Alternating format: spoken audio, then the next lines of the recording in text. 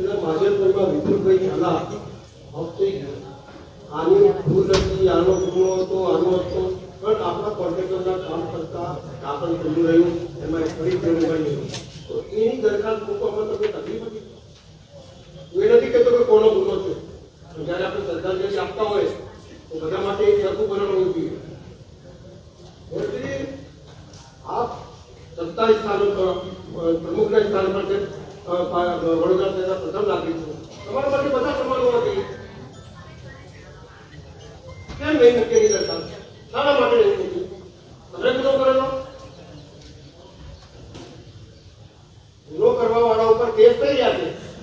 સરકારને જે આપવું જોઈએ, કારણ કે ખુશ ખુશાલ પરિવાર જમવા જાય અને એના પતિની મોત થઈ જાય અને આપણા લોકોએ ઊંડી ખુલી રાખી હોય, એમાં પડવાથી મરણ ઘરી આગે દેખાતું હોય, તો આપણે એના માટે કમથી કમ સહાનુભૂતિ તો દર્શાવીએ.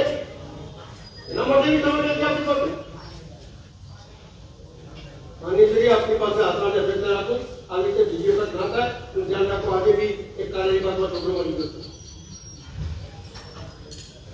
એટલે આ શહેરની અંદર શું થયું છે એ મને તો ખબર નથી પડતી. બધા વર્ણન કરી તમે પાર્કિંગ થાય અને જે એક યુવાન છોકરો ત્યાંથી ગાર્ડનમાં પસંદ કરતો અને એને વીજળીના થાંભલાની તાર જે બાંધીએ છીએ થાંભલાને અટકાવવા માટે, એ તાર અડક્યો તો એની અંદર કરંટ ઉઠોની મારતો તો કરી દીધો.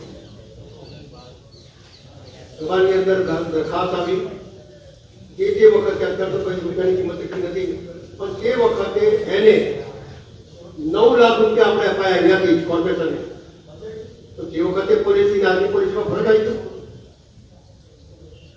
એ વખતે કોર્પોરેશને પૈસા આપેલા. નઠ્ઠાકાંડ થયેલું ત્યારે બધાને નોકરીઓ આપેલી આપણે અહીંયા, જે લોકો નોકરી દેતા.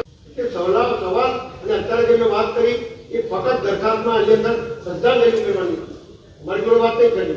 શ્રદ્ધાંજલિ કેમ નહીં કરી? ફરિયાદ વાત હતી. અને સવાલ માનવતાનો હોય છે. આમાં કાયદો નહીં ચાલતું. नहीं तो करना पड़े, करना ही पड़े. अपने घर परिवार का एक आदमी मर जाता है तब तो वो कितना दुख होता है, तो उसका तो पूरा जीवन खत्म हो गया. ये सवाल पॉलिसी का नहीं है. यहाँ पॉलिसी तो अलग बात है, पर जहाँ मानवता की बात आती है वहाँ पर डॉक्टर को सुधार होकर देना चाहिए, ऐसा मेरा मानना है. हमें माननीय प्रधानमंत्री जी हमेशा 10,000 राजीनामा 10 बढ़े तो 20 माफ, 20 बढ़े तो 50 लाख. तो एमने तो जोर से राजीनामा के तो પછી તમે કઈ રીતે આ કરવાની વાત 1 મહિના પછી છોડવાનું, 30 મીટર દૂર રાખવાનું, એ કઈ પોલિસી છે?